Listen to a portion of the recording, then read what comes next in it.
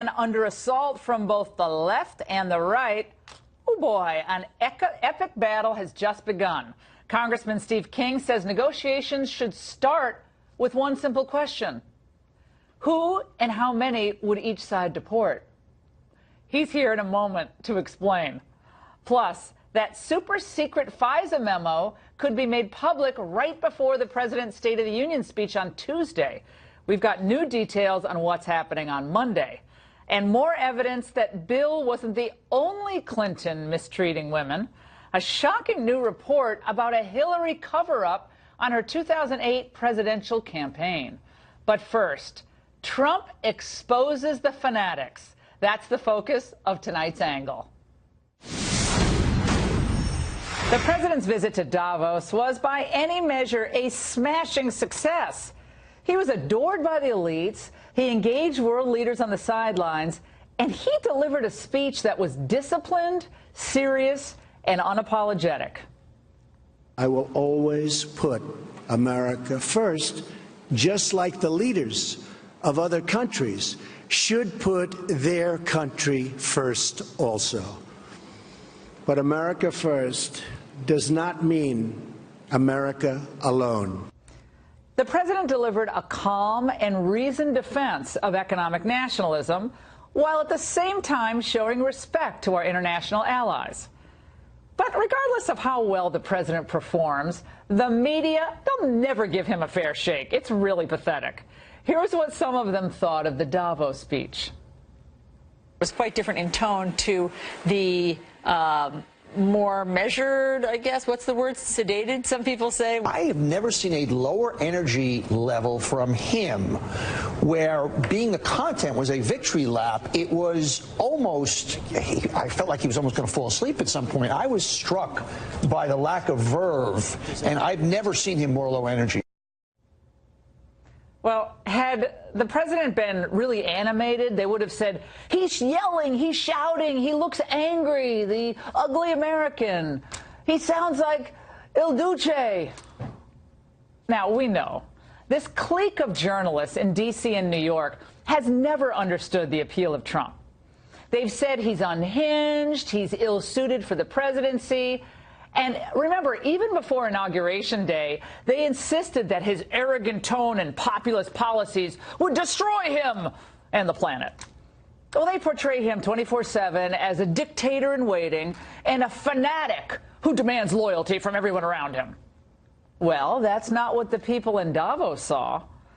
But at least now we see who the true fanatics are: the media themselves. The breaking news: a military dictatorship. That appears to be what the White House thinks the United States is. The impulses of a tyrant, the impulses of a dictator. He attacks the news institutions, which is what Franco and Hitler and Mussolini and a whole bunch of other people did. The kind of strategy that, what do you have? I mean, dictators and tyrants have used. He's attacking the press. He calls them the enemy of the people, which is rhetoric that you usually hear from people like Mao and Stalin. Yeah, they killed like 20 million to 60 million people, Mao and Stalin, but just the same as Trump. Oh my gosh, these people are simply slavish adherents to a worldview that is elitist, and they're addicted to policies that are frankly growing more unpopular around the world as the days, weeks, and months go on.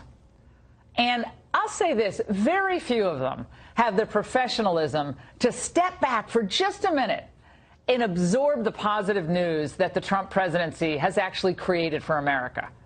Now, aside from the rare ABC headline, like, why aren't more news organizations heralding the news on jobs, economic growth, soaring consumer confidence, the good news for African Americans, Latino Americans?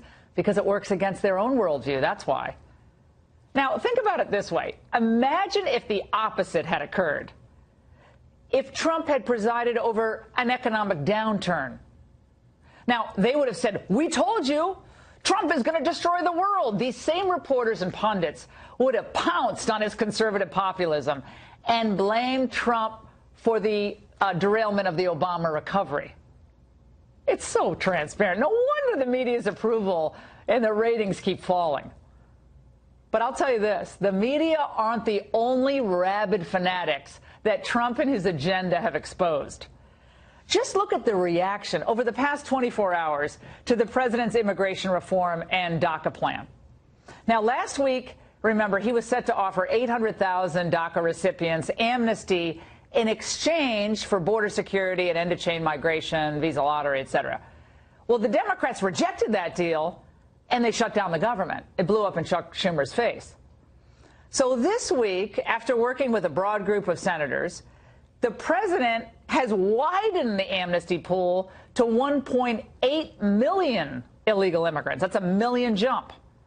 Now, this move, truth be told, has agitated the president's base quite a bit.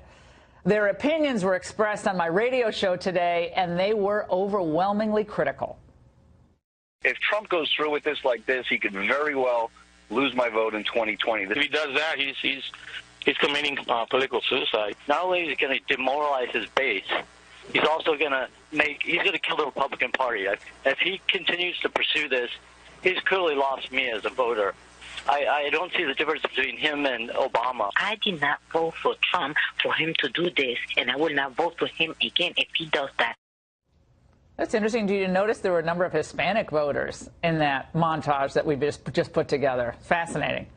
Now, everyone knows that this is not the plan that I was hoping for, and certainly not the one that I think Republicans in the Senate should agree to. But what's happening is the president is taking this risky gambit in an effort to finally get common sense immigration controls in place. And what he's thinking, I believe, is that we have to end this massive influx of immigrants into the United States who are admitted without regard for need or merit, what they're going to bring to the country.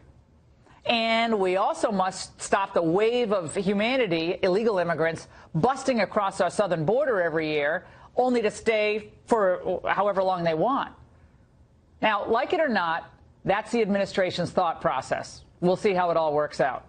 Unfortunately, Republicans do not have the votes in the Senate for Congressman Bob Goodlatte's bill, which I believe is much better. It's ridiculous that the Senate's not embracing that. So what the president did is he actually moved toward the middle in this immigration compromise. Again, not where I would be, but I'm just telling you the way it is. When he did that, he enraged his supporters, and he perhaps even risks his own reelection by doing that. So think about that. He did all that. And what are the Democrats saying in reaction? Let me just say what I said last night. That plan is a campaign to make America white again. If you start putting in all of these highly charged, toxic issues, it's just not going to work. I don't even know what that comment meant. But these people are total fanatics. They are fanatical for open borders and endless migration of low-skilled labor purely for political purposes. And we didn't even tell you what Chuck Schumer said yet.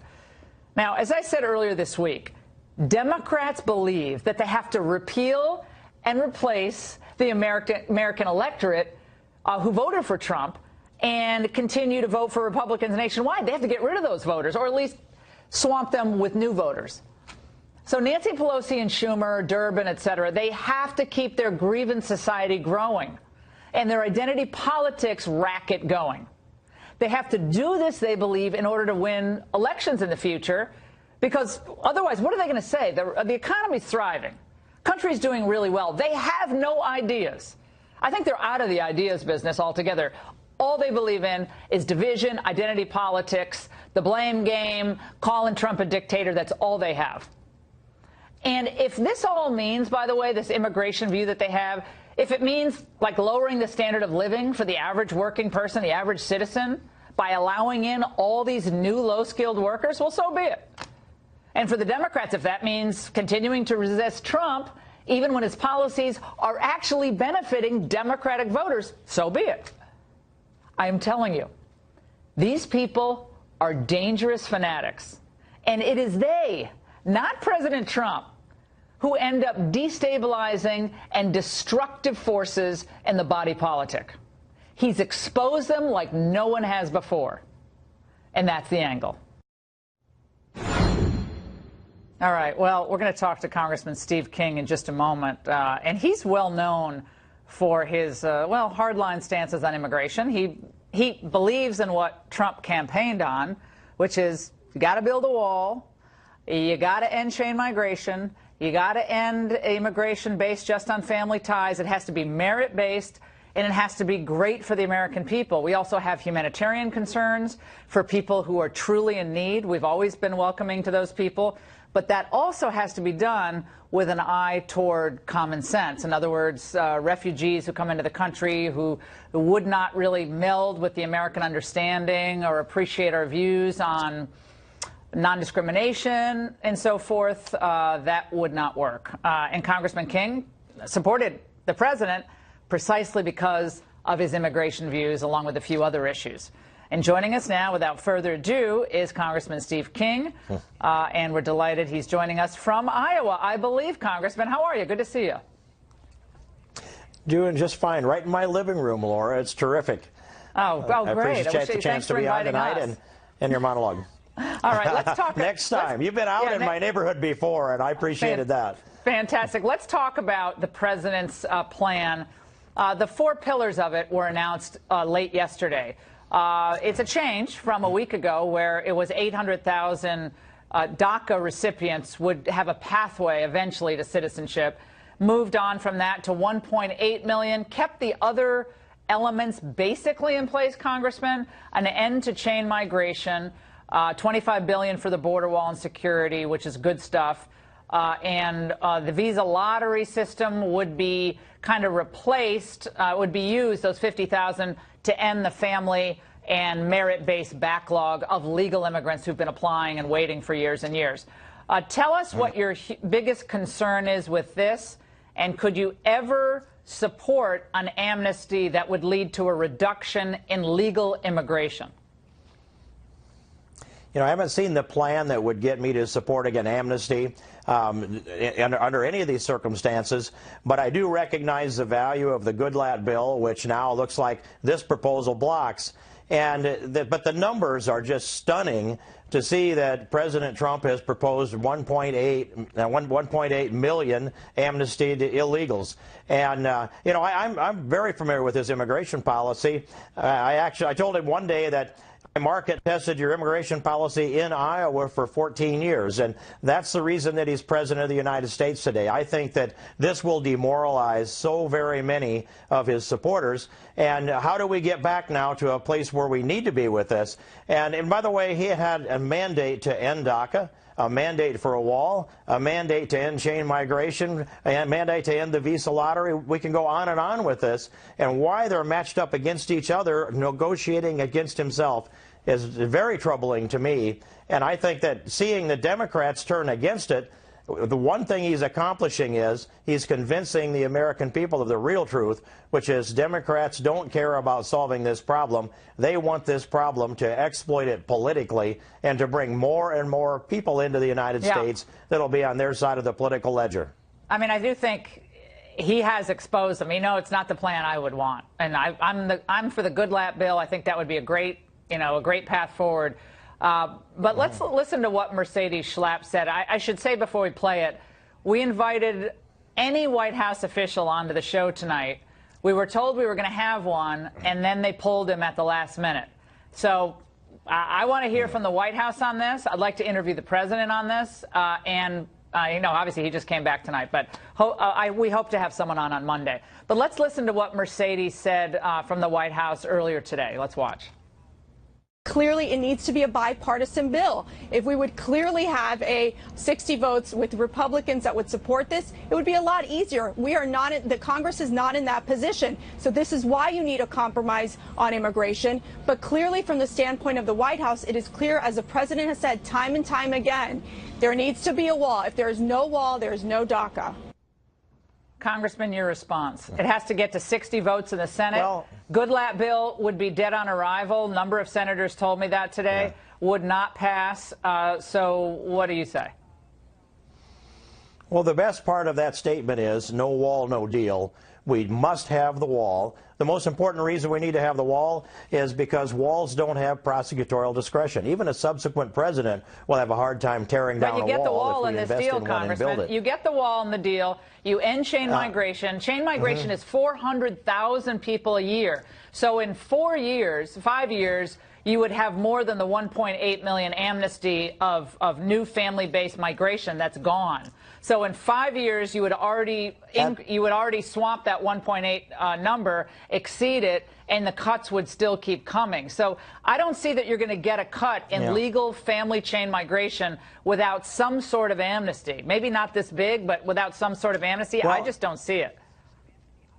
Well, Laura, here's what this establishes, though. If the president serves up 1.8 million people for an amnesty in exchange for $25 billion for a wall, and then reduces the numbers of chain migration that come in, that's the end of his enforcement that he's going to get in his administration, unless we come up with another amnesty to serve it up, because he will have established that precedent. And by the way, this is a sacrifice of the rule of law. This says, in your lifetime or in mine, we will never see the respect for the rule of law restored again. And that's what I've been working at since 1986, when this mistake was made then by Ronald Reagan. Really that lessons there in front of us. It's the same debates. And it's a debate today is the same as it was in 86. It hasn't changed. Now, rule of law has got to be respected. I completely agree with you on that. Let's just very quickly, we're almost out of time. This is what some of the left-wing advocates have said today in response to 1.8 million. Listen to this. The White House released a hateful, xenophobic immigration proposal, the ACLU. The Huffington Post writer, it's a little more than a racist ransom note from a group of nativists. America's Voice, they think they're offering up a spoonful of sugar. They can get Congress and the American people to swallow the bitter medicine of radical nativism. United We Dream says, let's call this proposal what it is, a white supremacist ransom note. Now, come on. The left is so over the top in the response. Trump has exposed them as fanatics.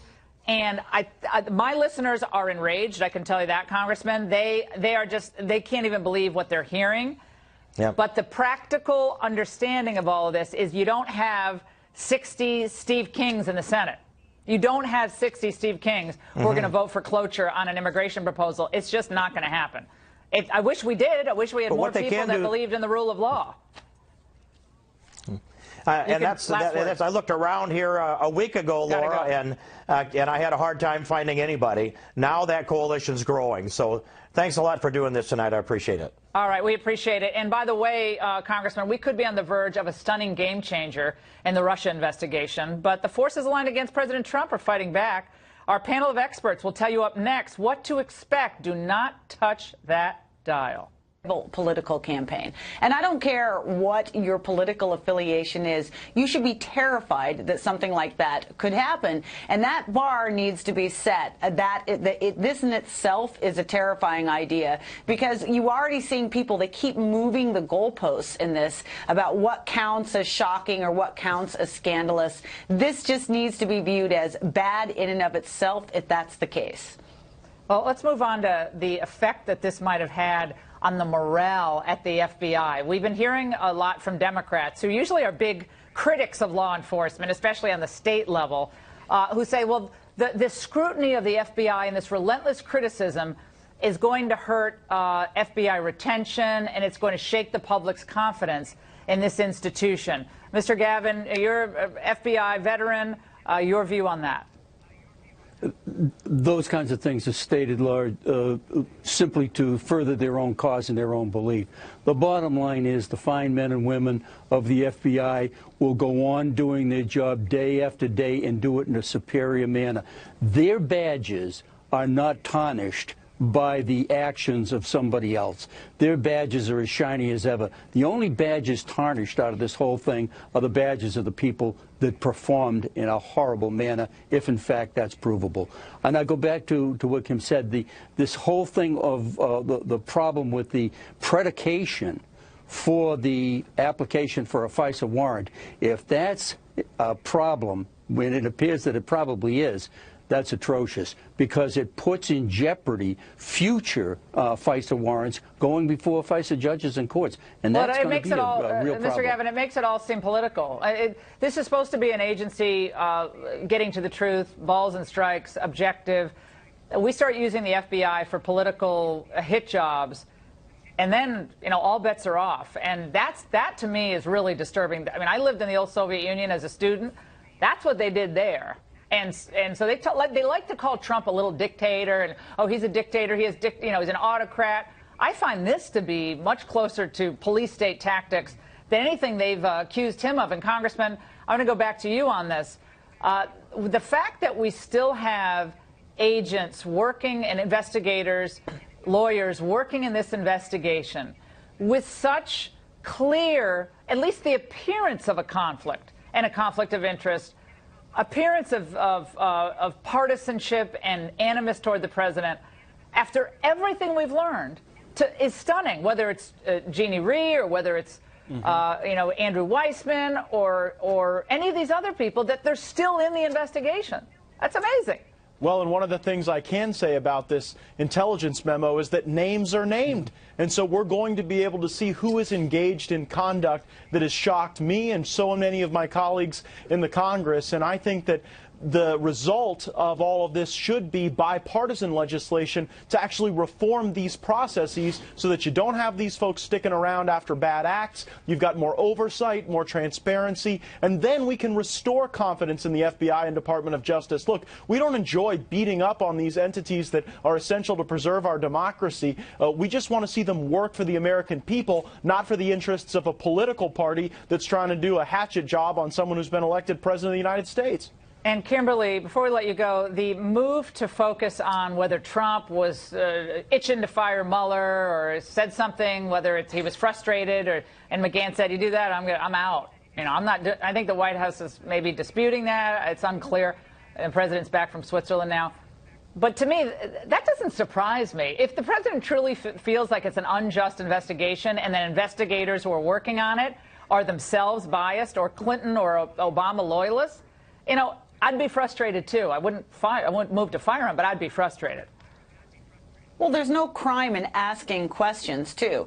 And in the confidence of your inner circle, raising questions about whether or not there are conflicts, whether or not there is bias, and whether or not that is a cause for any sort of action. The important thing is he didn't take action in the end. And so now we've spent 2 days talking about a thought that went through President Trump's head. And we keep hearing from critics of the president that the right or conservatives engage in diversionary tactics. I think there ought to be a little bit of self-reflection there, because the discussion we're having at the moment is what happened in 2016 in terms of the FBI. The Mueller investigation continues unimpeded, and now we need a little bit of truth within that agency and the Department of Justice. All right, and all of you, breaking just moments ago, Hillary Clinton responding to a sexual assault scandal that she reportedly ignored during her 2008 campaign.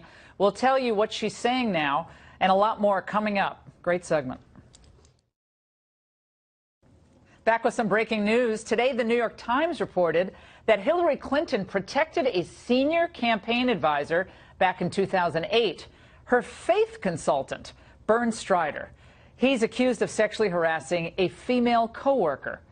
According to 8 former campaign officials, Clinton's campaign manager recommended firing Strider back in 2008. Instead, Hillary reportedly docked his pay and sent him to counseling.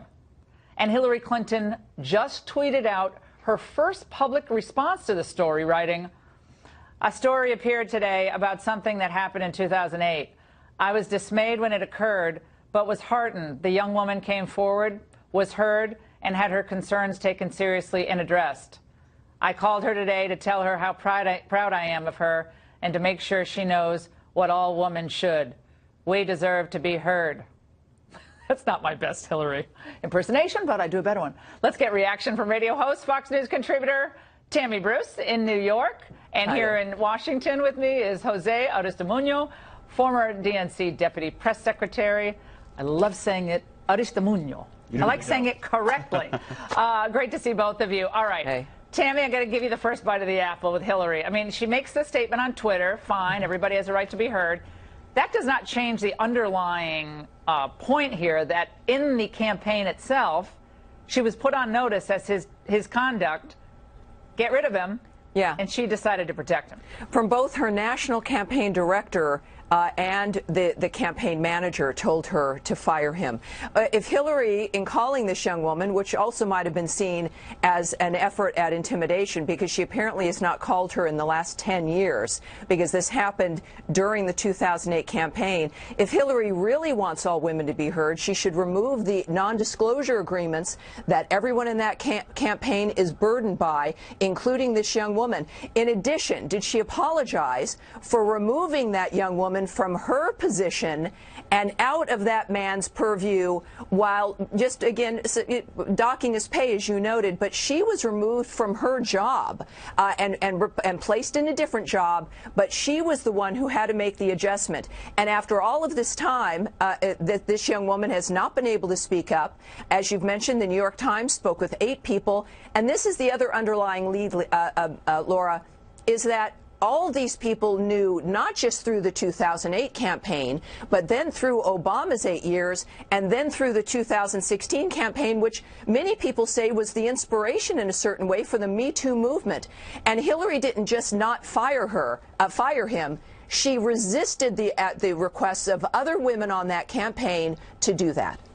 Jose, let's go to you on this. Hillary has had a history of protecting men who get in trouble. Obviously, her husband being the most important one.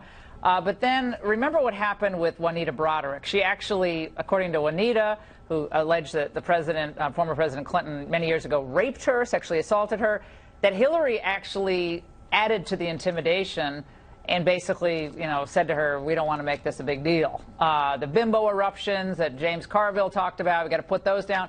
And now this. How does she come off as this great champion of women and, as Tammy said, kicking off the Me Too movement with this history? Well, look, let's first of all, talking about what happened in 2008, I can't speak in detail because, you know, we don't have all the evidence. Well, 8 people, 8 women. But I can tell you this. 8 women. If it's true, Laura, no one should be protected. If you've committed any... No one should be protected. If you've committed any sort of sexual misconduct, you should not be protected. I mean, period. I don't know what happened to this guy, by the way. I mean, I'm loath to say that because one person accused another person, that it's definitely true, because we know memories fade, people have grievances. But if it's a number of people who either knew this contemporaneously or not, then it's serious. But if it's one person, I'm not willing to throw people right overboard, because I don't think that's fair to men or women, but continue. Look, if this allegation is true, and it appears that it could be true, I don't care if you're Hillary Clinton, Donald Trump, right? We know our president has done plenty of that, right? You should not be protected. So in the end, the Me Too movement has to sacrifice liberal heroes at times, correct? Like Harvey Weinstein, obviously. It's interesting that Harvey Weinstein and Hillary, best pals. I mean, he supported the Clintons for years, raised millions of dollars for them. So Harvey Weinstein, Bill Clinton's problems, now Hillary alleged to have covered up another instance of sexual abuse. I mean, again, her first being with her husband, standing by her man, going after the bimbo eruption, and now this. How can that lead to the Me Too hashtag movement after Donald Trump wins? I just find that to be an odd trajectory. Well, I think it's a little bit different. Just because some of these folks who have done some horrible things have donated to the Democratic Party and have given us millions of dollars doesn't make us the bad guys. Doesn't mean that we agree with everything that they have done. Yeah, we should say Steve Wynn has been accused of wrongdoing, who's now the RNC finance chair and pal of Donald Trump's. That came out today, and there are multiple allegations of wrongdoing on his part. So there's a lot to be answered for. Okay, last night, guys, I don't know if you saw it, but I interviewed Vicente Fox, who was a lot of fun, by the way, former president of Mexico, very colorful guy. He has adopted 4 kids, so he's near and dear to my heart for that. We don't agree on anything else, however. And he said this. I wanted to ask him about borders. Do borders matter? Should we even have a border with Mexico? He's a huge critic of the president, said very nasty things about the president, but let's watch. Should we have any border with Mexico at this point? Do we need a border? Really? There is no choice. Okay. But you would prefer not to have a border? Neighbors. Okay, so we shouldn't have a border. God didn't create borders. So he basically said, Tammy, I got him to say, well, no, not really. We shouldn't have a border. Yeah. He wouldn't answer whether he had a fence at his own house, by the way. Yeah. Real quick. Your questions were perfect because he wasn't going to answer anything. And for his adopted kids, they're learning that they should just learn how to ask really good questions because Daddy won't really answer straightly with whatever it is they want to know. But look, that's the key, is that he doesn't have answers. When pushed, of course, he doesn't answer because any normal conventional answer would reinforce what the president wants. But your questions, though, as a result, were great in that they expose that lack of an ability for him to answer a basic thing like, do you have a fence at your house? When you refuse to answer that, you know that you're on the wrong side. Jose. We're a nation of laws. We're a nation of immigrants. Of course, we need borders, but we need to do it in a humane way, plain and simple. Well, we might have a see-through wall after all. Sure. It might be a wall that you see through. Don't explain. I'm not going to explain that. But hey, guys, Why not?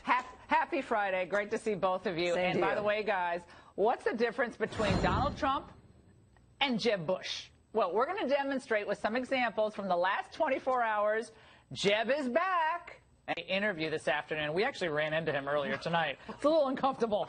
And he's again lashing out at the president. Well, to compare and contrast this interview with the president's performance at Davos, we're joined by Fox News contributor Ramon Arroyo. Oh, I like that. Ramon Arroyo. Yes, I'm into my Spanish tonight. Okay, this was Jeb Bush today. USA Today interviewed him. Let's watch.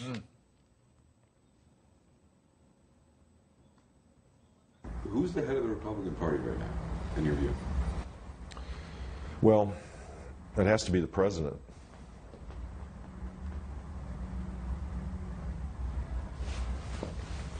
Took you a second. Well, I mean, he's not. He doesn't represent. I don't think he's a traditional conservative. Was he confused by the question? Well, who's the leader of the party? And I can't imagine why he got the nickname Low Energy. Here's my first question. Well, why are they even talking to Jeb Bush now? Is Carly Fiorina and Governor Gilmore going to make an appearance next? I mean, what are the qualifications? The president is triumphing at Davos, and but they're interviewing poor Jeb, and this is part of the reason he lost. And it's so okay, it breaks my heart. I like him. He's a lovely man. He was a We great saw him governor of tonight. Florida. We saw him tonight.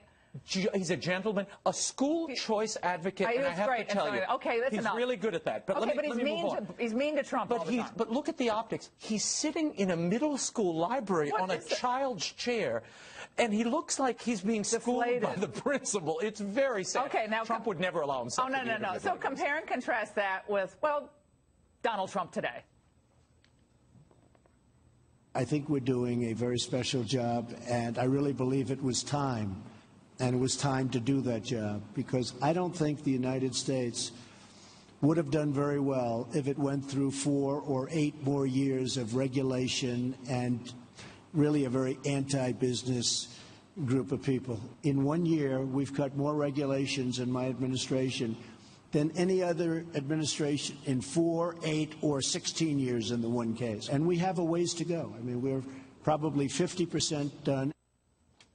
You see him dominating. He did this all the few days he was at Davos. He dominated every He does seem a little bit conversation. subdued, but I kind of like the sober subdued. and in command of the material. This is a okay, winning but Raymond, strategy. you're comparing poor Jeb Bush in a middle school library to Donald Trump with all the Globe's billionaires. That's not exactly an equal playing field. Okay, one more. This is Jeb Bush on Trump's rhetoric. Oh. I don't think he will succeed if he continues on this path. I just don't see a good outcome with all of the rhetoric, all the hateful comments. But that ultimately is going to drag down the positive things that he and his team are doing. I don't know. David Brooks and why would he do David this? Frum or Why does he do this before midterms? The fact is, Jeb Bush was saying Billy Bush was going to kill President Trump. They said that Judge Curiel comments were going to kill him. He rose and won the party. Support him now. He went on to say Trump needs to focus on creating income that's rising for Americans and keeping America. What has he been doing? I don't know. What has he been doing? Jeb Bush at this point is like Elton John and Cher. They keep announcing the retirement, but they won't go away. So I'm waiting for the Jim Gilmore and George Pataki interviews from USA Today. Okay. Bring us those gripping of primary candidates that also lost.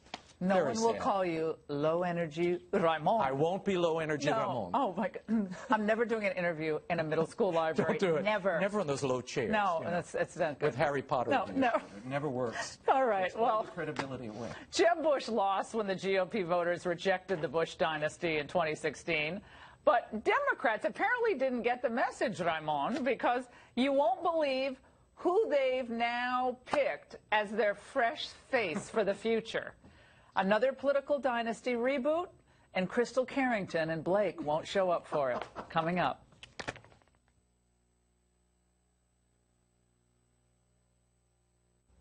Democrats have hitched their wagon to the Me Too movement, championed minorities, railed against tax cuts as a giveaway to the rich. And now they have anointed a fresh new face to speak for their party. Who is this figure who could lead them into the future? Another Kennedy, a member of that grand dynasty of rich, privileged womanizers. Well, as bad ideas go, this one's even worse than another Clinton. Yes, Democratic leaders are giddy over the selection of Congressman Joe Kennedy to deliver the Democratic response to the president's State of the Union address on Tuesday. Nothing screams "we're with the people" like ridiculing bonuses and then trotting out a Kennedy to make the case. And how's this for a Me Too candidate?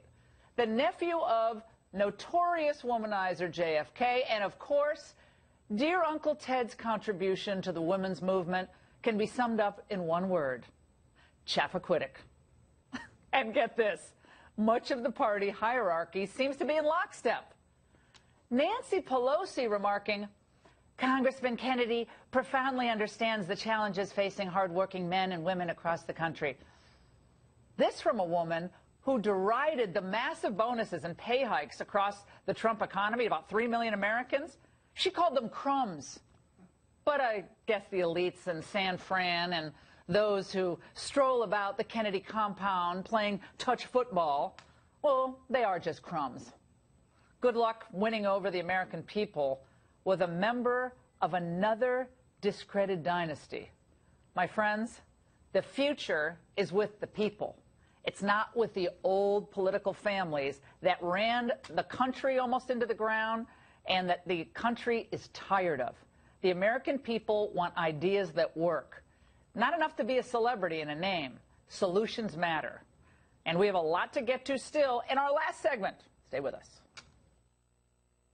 Today, ICE announced a 3-day operation that led to the arrest of 86 criminal aliens and immigration fugitives in North Texas and Oklahoma.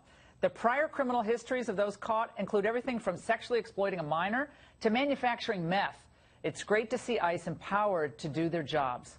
That's all we have time for now. We'll see you back here on Monday. Shannon Bream is up next. Have a great